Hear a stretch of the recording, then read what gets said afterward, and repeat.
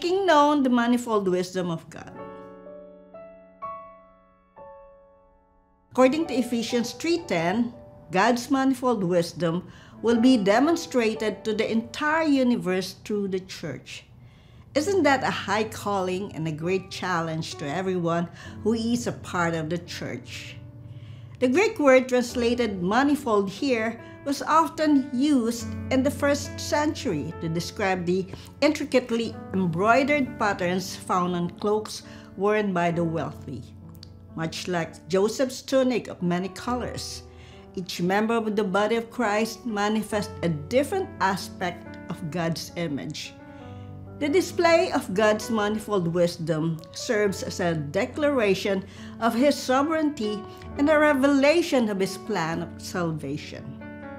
When Jesus said, "Upon this rock I will build my church, the gates of hell will not prevail against it," it is a statement of assurance that this church is a formidable opponent to anyone or anything that stands against it. Christ's church changes the landscape of religion as it bears the Holy Spirit as its enabler. Regeneration of the believers is part of this manifold wisdom.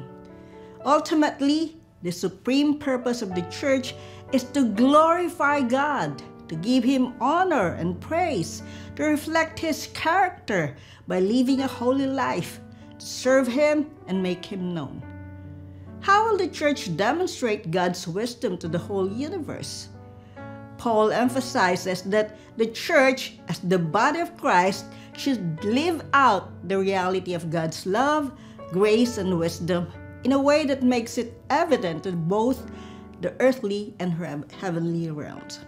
Moreover, the church must be unstoppable in proclaiming the good news of God's salvation in Christ and must live out this good news in a unified community. If you are part of the church, you have this calling.